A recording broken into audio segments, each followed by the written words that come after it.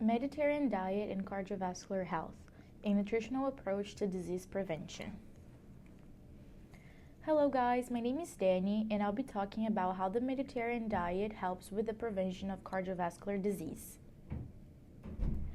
First off, I would like to point out what a Mediterranean diet is. A Mediterranean diet is categorized by its emphasis on fresh, whole foods, and it promotes a balanced intake of fruits, vegetables, whole grains, and healthy fats, resulting in improved overall health and lower cardiovascular risk.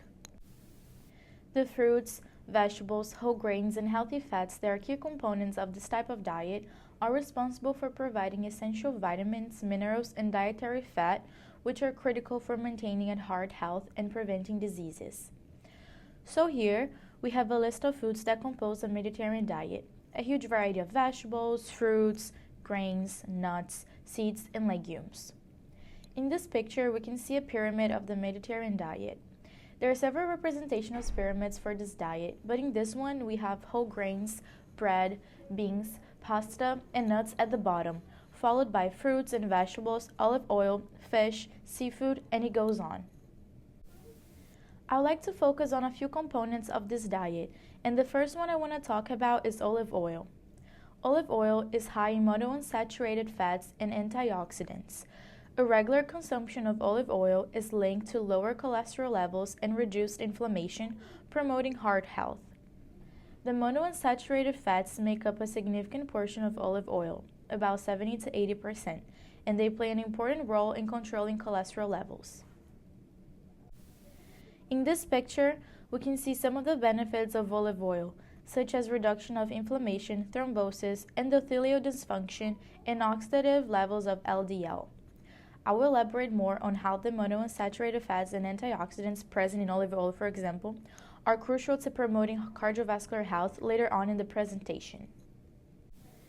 Fish is also crucial in this diet as it provides omega-3 fatty acids, which are essential for cardiovascular health by reducing triglycerides and lowering blood pressure. This image provides information on other sources of omega-3 fatty acids as well. Besides several types of fish, flax seeds, spinach, walnuts, broccoli, and eggs, for example, also provide omega-3 fatty acids. I will also explain more about the reduction of triglycerides and blood pressure very shortly in future slides. Moving on to legumes, they offer plant-based protein and fiber. Their inclusion in the Mediterranean diet supports heart health by aiding in cholesterol management and providing essential nutrients. Here we have another representation of a pyramid. In this representation, we have grains, fruits, vegetables, and legumes in the same chunk of the pyramid, whereas in the previous pyramid, they were separated.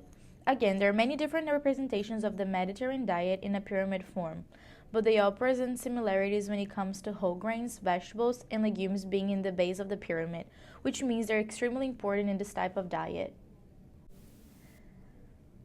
So in the next few slides, I would like to give you an overview of cardiovascular diseases. I'll be listing some examples of cardiovascular diseases and explain a little bit what causes them and their symptoms.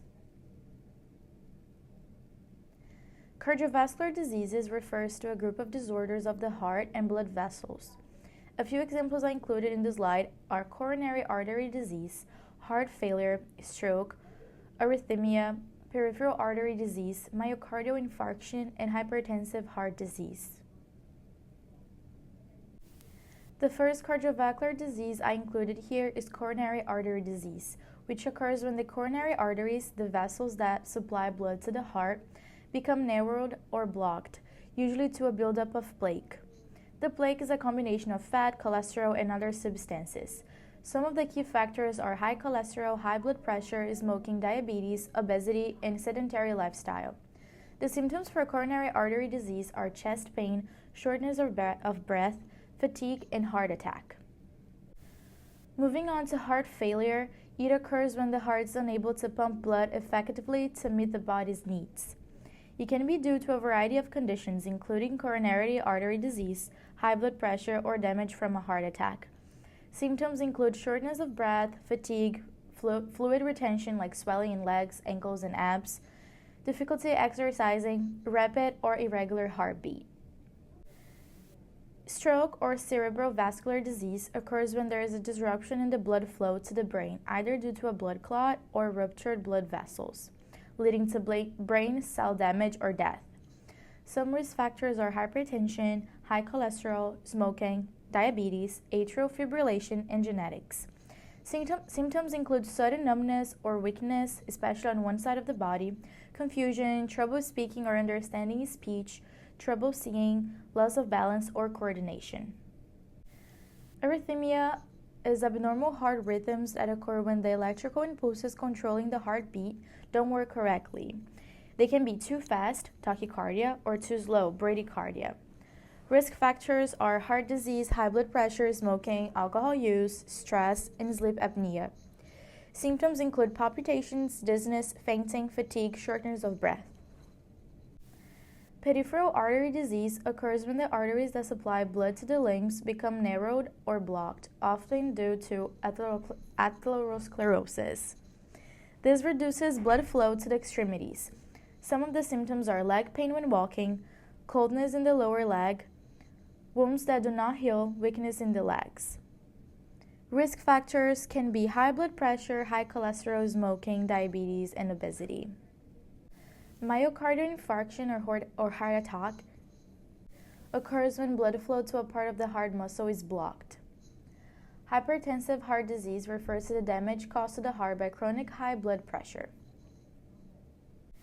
Here in the next slide, I included some data on cardiovascular diseases in the United States.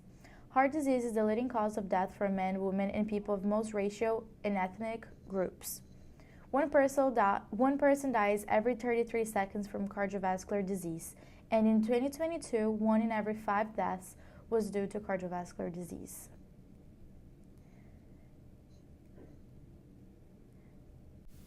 Now I'll cover the benefits of the Mediterranean diet. The first one I would like to point out is lowering cholesterol levels. The monounsaturated fats present in the olive oil, for example, help reduce levels of LDL, low-density lipoprotein, commonly referred to as bad cholesterol. High levels of LDL can lead to plaque buildup in arteries, which can increase the risk of cardiovascular diseases. Olive oil helps lower LDL cholesterol without affecting the beneficial HDL, high-density lipoprotein cholesterol, which is responsible for carrying cholesterol away from the arteries and back to the liver for excretion or recycling. In addition to that, foods rich in soluble fiber found in legumes such as beans, lentils, and chickpeas is a powerful agent in lowering LDL cholesterol and improving overall cholesterol balance. This type of fiber dissolves in water and forms a gel-like substance in the digestive tract. When consumed, soluble fibers binds to cholesterol in the digestive system, preventing it from being absorbed into the bloodstream. Instead, the cholesterol fiber complex is excreted, thereby lowering circulating cholesterol levels. The Mediterranean diet is also characterized by having foods rich in antioxidants. These antioxidants help reduce oxidative stress, which plays a major role in both cholesterol oxidation and chronic inflammation. Oxidative stress occurs when free radicals overwhelm the body's ability to neutralize them. This process contributes to the oxidation of LDL cholesterol, a harmful process that can accelerate plaque formation in arteries. The antioxidants neutralize free radicals, reducing oxidative stress and the oxidative modification of LDL, thereby protecting the cardiovascular system. This type of diet also helps with blood pressure regulation. High blood pressure, hypertension, is a major risk factor for cardiovascular diseases. Omega-3 fatty acids from fatty fish have been consistently linked to blood pressure reduction. They help improve the function of the endothelium, the lining of the blood vessels, and enhance vasodilation, which is the widening of blood vessels. This allows blood to flow more easily, reducing the pressure within the arteries. In addition to that, omega-3s promote the production of nitric oxide, a molecule that helps relax and dilate blood vessels, contributing to lower blood pressure. Legumes are an excellent source of potassium, a mineral that helps regulate blood pressure. Potassium works by balancing the effects of sodium in the body, helping to relax blood vessels and lower blood pressure. This is critical for reducing the risk of hypertension, which is a major factor for heart disease and stroke.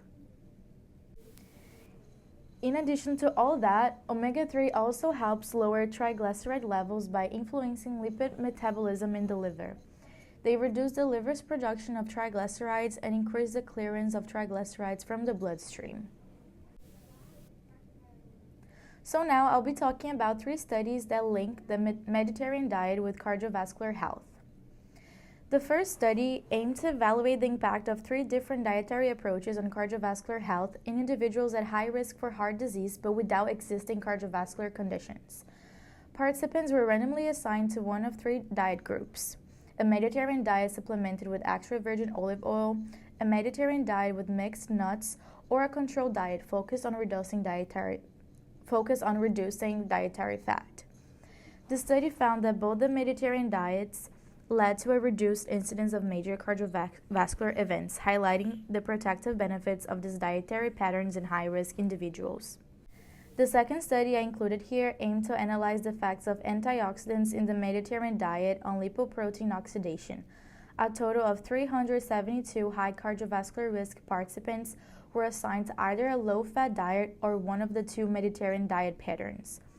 After 3 months, the study found that individuals who improved their diets towards the Mediterranean pattern showed significant reduction in cellular lipid levels and LDL oxidation, indicating a potential benefit in reducing oxidative stress and lowering cardiovascular risk.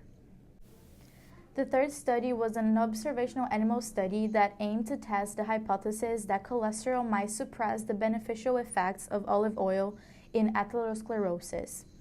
Researchers fed apolipoprotein E-deficient mice diets enriched with extra virgin olive oil, either with or without cholesterol, for 10 weeks, and assessed the development of atherosclerosis. The study found that cholesterol supplementation in diets enriched with olive oil significantly increased the area of aortic lesions, regardless of the sex of the mice, suggesting that cholesterol may interfere with the protective effects of olive oil against atherosclerosis. This study provides insight into the potential interactions between cholesterol and olive oil, revealing that while olive oil offers protective effects, its benefits in reducing atherosclerosis may be compromised when cholesterol is present in the diet. Lastly, I would like to mention a few strategies to help implement a Mediterranean diet. Practical tips for adoption: start by gradually incorporating more fruits, vegetables, and whole grains into meals, and keep healthy snacks such as nuts and olives. Meal planning and recipes. Plan meals around fresh, seasonal ingredients. Recipes should include a balance of plant-based components and hard, healthy fats like olive oil and nuts, ensuring diversity to maintain both interest and nutritional balance. To complement the hard, healthy benefits of the Mediterranean diet, adopting certain lifestyle changes can further enhance overall health and prevent cardiovascular diseases. Some examples of lifestyle changes could be regular physical activity, stress management, adequate sleep, maintain a healthy weight, avoid smoking, limit alcohol, and stay hydrated. Last strategy I included here is encouraging community engagement and support by joining local cooking classes or community groups focused on healthy eating. Thank you so much for listening to my presentation. I hope you have a great day.